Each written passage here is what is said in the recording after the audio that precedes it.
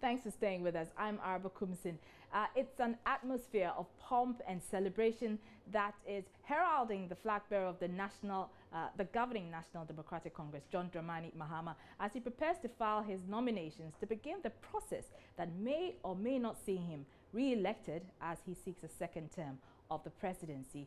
Even before he arrives at the Electoral Commission headquarters Thursday afternoon, scores of party supporters had gathered in wait at the EC's premises, which today has been a beehive of activities.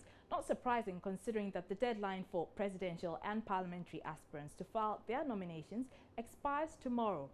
Shortly we'll hear from the presidential aspirants, but first let's go live to the EC's headquarters here in Accra, where the president is expected to file his nomination. Joseph Akablay is our reporter on the ground. He joins us on the telephone. Hello, Joseph.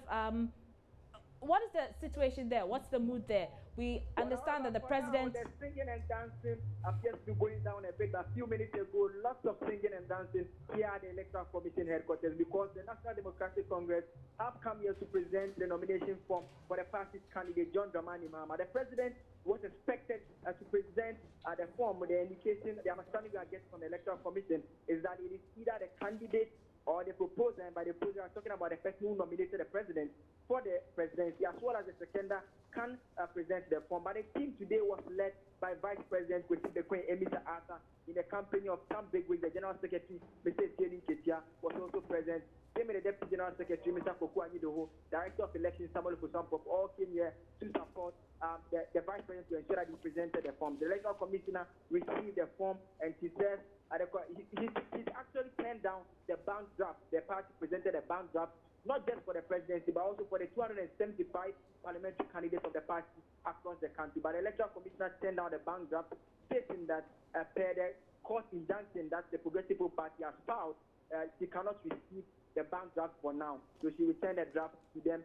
And afterwards, the Vice President addressed the mammoth crowd here at the Electoral Commission's office, and he has been charging them, calling on them to go out there to the roofs, the streets, and campaign to ensure that the party is retaining power. But a very interesting point that the General Secretary, Mr. Tieni Ketia, made here at the headquarters is the fact that the opposition New Patriotic Party don't have a manifesto as of now. And he has been taunting them, saying that they can go ahead and present their 2012 manifesto because they didn't have the opportunity to implement those ideas. So they can still present that manifesto if it is being difficult, or if it is difficult for them to draft a new manifesto. All right, so Joseph, the president himself was not there, but the vice president filed on his behalf, you say? Yes, Araba. Okay, so as of the last count, how many aspirants had filed? So the number has increased to 6 now. The very first person who turned up as early as 9 a.m. today is Nana Addo Akufo-Addo of the New Patriotic Party, Akwesi Ade Odike of UPP, Ajeni Boateng of the USC, Hassan Ayariga of the APC, who wasn't also here in person. His running mate, Carl Battles, submitted a form on his behalf. Kofi Akpalu of the IPP, then that of President John Dramani Mahama, who, like I mentioned, the Vice President Kwesi Queen Emisa Arthur presented a form on his behalf. So the number as it stands is 6 presidential candidates so far, out of as many as 25 that picked their form. So they have just some few hours. We understand the process for today will end at 5. Afterwards, they have another opportunity to do that tomorrow if they are able to do it today.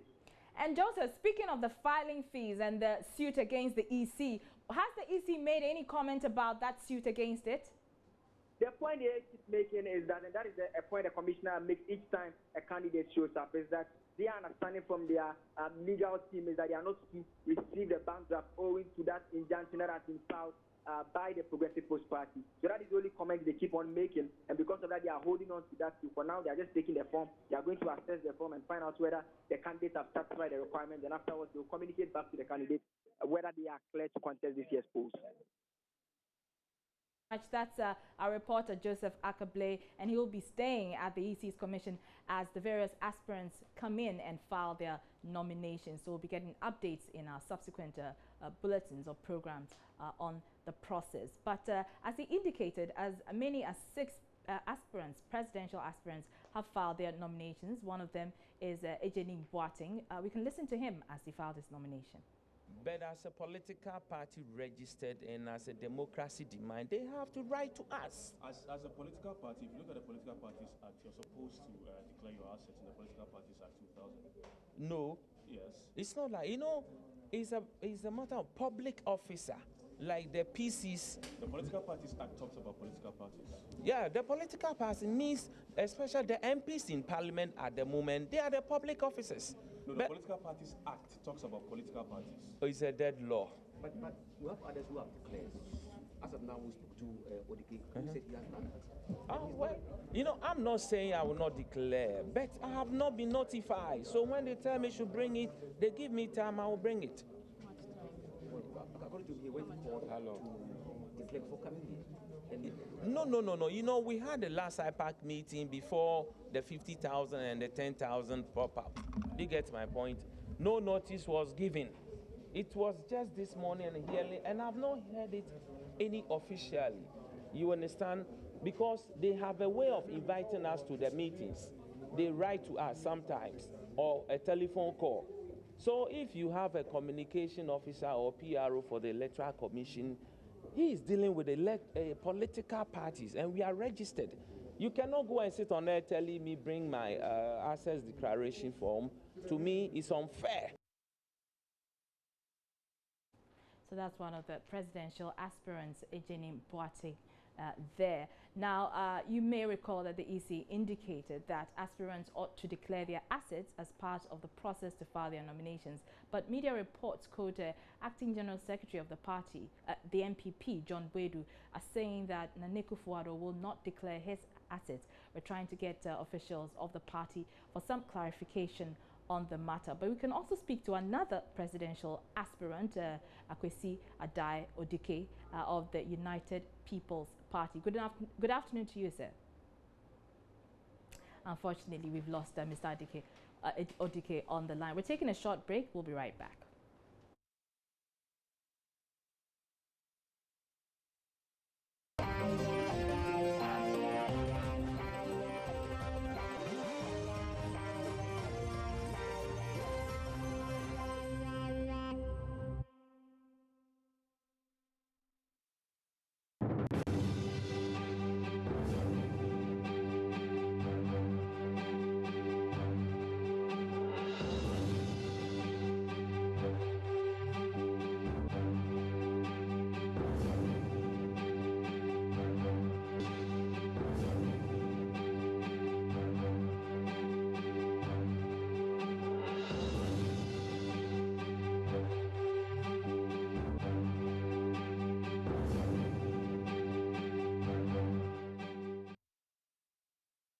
Your vote is more than a thumbprint, more than party colors, more than family history.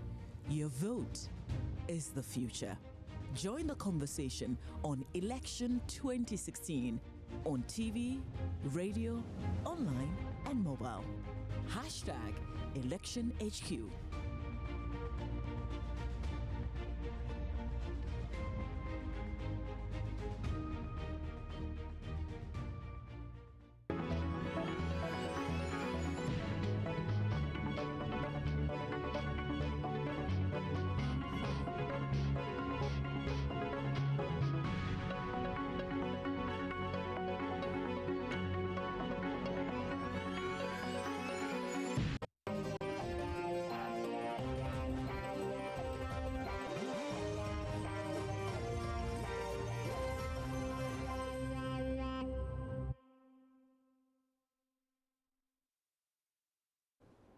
You're welcome back to the program. Now, another aspirant who filed his forms today is the United People's Party flag bearer, Akwesi Adai Odike, but his filing has been somewhat overshadowed by reports that he's been sued by some members of his party to stop him contesting the December 7th polls. National organizer of the party, Stephen Sahene, and some regional executives of the party filed a writ at the High Court seeking the court to restrain Mr. Odike from carrying himself as flag bearer because he was dismissed by a unanimous resolution of the party's National Executive Committee.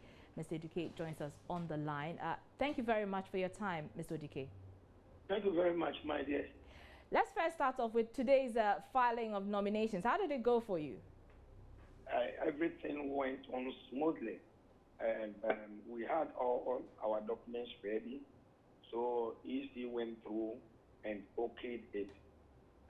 Everything they asked of, we were able to provide. I see. Now, you've been sued by some members of your party who say that you are not a member of the party and therefore you cannot hold yourself out as flag bearer of the party. Has this suit come to your attention?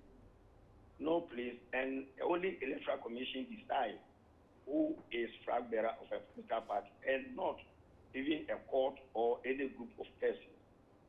So are you saying that your party's National Executive Committee did not unanimously dismiss you as a member of the party? Like I was saying, my lady, this kind of, statements are very unfounded, and we don't want to waste our time on such trivialities. We filed and we are rejoicing. If there is anything you can ask, I'm ready to answer you. But for these trivialities, I don't want to waste my time on them. I see. So, I mean, you filed now, so that means that essentially you're now going to start the campaign proper, isn't it? Yes, we are already doing it. We are telling the good people of this country what we can do, and also the danger ahead of them if they vote for President Mahama, who has dislocated our economy, who has made life miserable for Ghanaians. Not at all should anybody in this country try to renew his mandate for him. It will be disastrous for this country if Mahama's mandate is renewed. So you say that you've already started your campaign. Where have you been campaigning? Yes, we are doing secret campaigning, that is door to door. We are telling the good people of this country what we have for them, and people are embracing our message. And come December 7th, God willing, we are going to emerge victorious. All right, thank you very much. That's Akwesi Adai Odike. He is a flag bearer of the United People's Party, and you heard him there dismissing a suit by some members of his party who are asking an Accra High Court to restrain him from holding himself out as flag bearer of the party. Now, the filing exercise is not restricted to the national capital, Accra. Throughout the country, the EC has been receiving nominations forms from parliamentary aspirants. We can go to the Central Tong now, where Deputy Education Minister Samuel Okudzeto-Ablakwa also filed his nomination forms.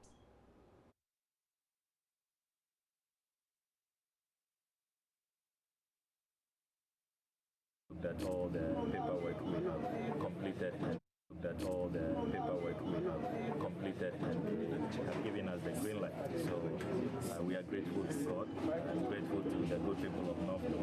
I have a very strong team. They put all this together, and I want to thank my team for ensuring that we were the first to file for North Dome constituency, and I believe that we'll also be the first when the results are declared on December 7, 2016. We have met all the requirements so far as all expectations that the EC we have met all of that, and we do not expect to face any encumbrance or any challenges so far as our candidature is concerned. We are sailing smoothly to victory on December 7th. We have seen how dedicated they have been to our cause, and I want to assure them that I will not let them down. I'll continue to work hard and to project North Tongue and to make sure that the needed development comes to us. So let us all remain committed. I want to appeal to them that there should be no skirmishes, no conflict. This is just a process. It's just our thumbs that is required on December 7th. It's a democratic process. Let us all be mindful of the peace in North Tongue. Let's love one another and let's work together. NDC has done so much for North Tongue, and so we don't see any threat, be it from the NPP, CPP, PNC, PPP, name them.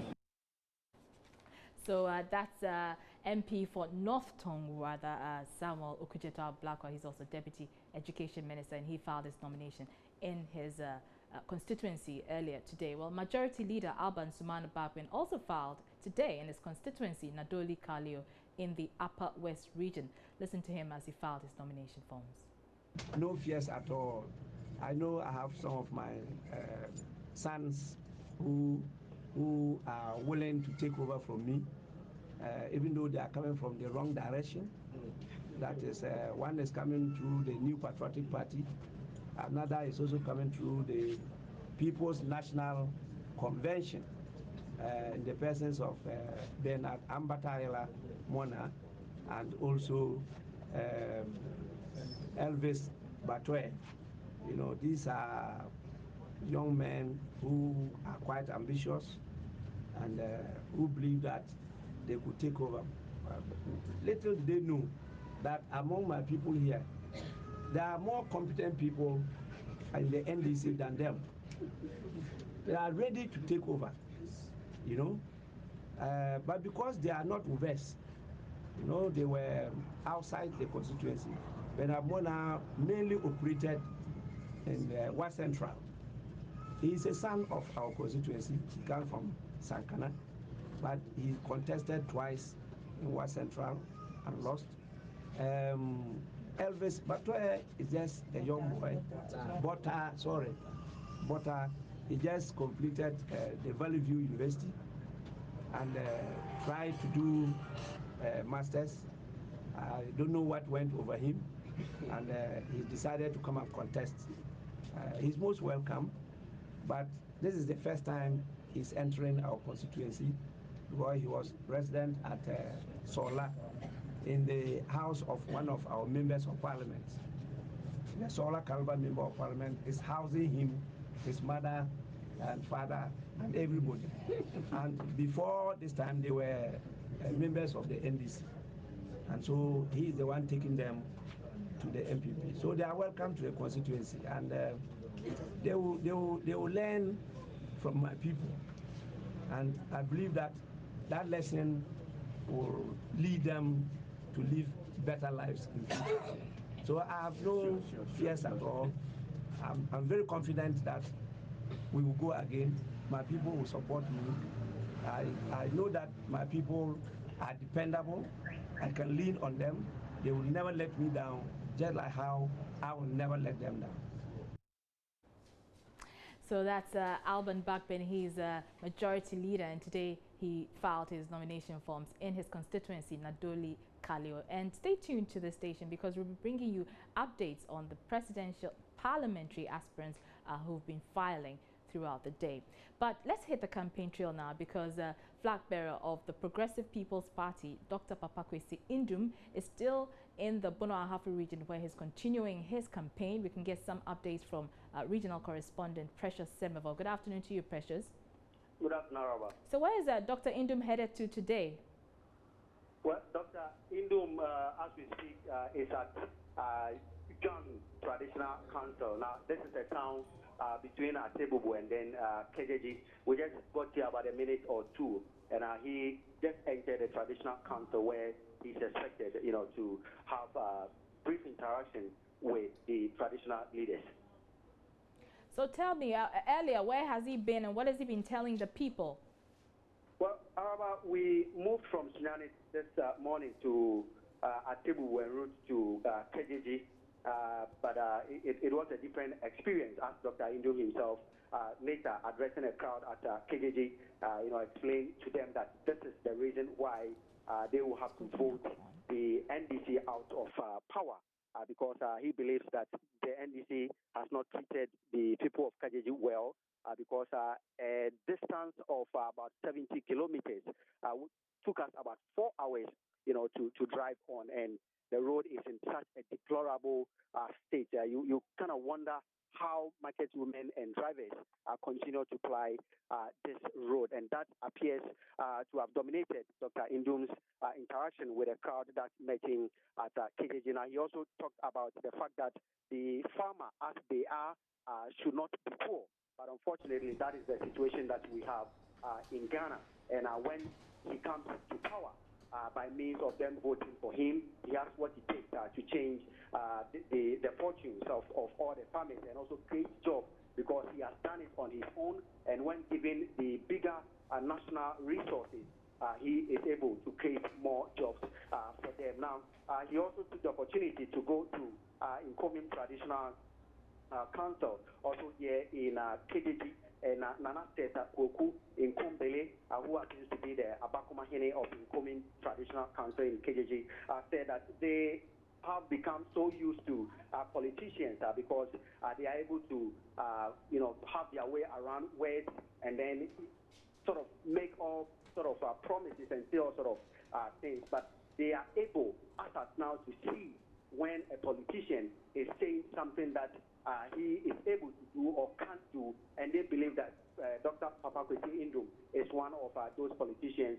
that they can trust. So that has been what Dr. Indum has been doing today. But yesterday, Dr. Indum, after going through Sampa in the Sampa through Drobo to Impwasu Japekrom, also came to Brekum, Jene, and then finally ended his second day at Sunyani, where he addressed a crowd. And one of the many issues that Dr. Indum talked about happens to be the microfinance scam that hit the Brong-Ahafo region and parts of the three northern regions. Now, he said that it is only a country without leaders that will allow this to happen to its people. And Dr. Indum said when it comes to...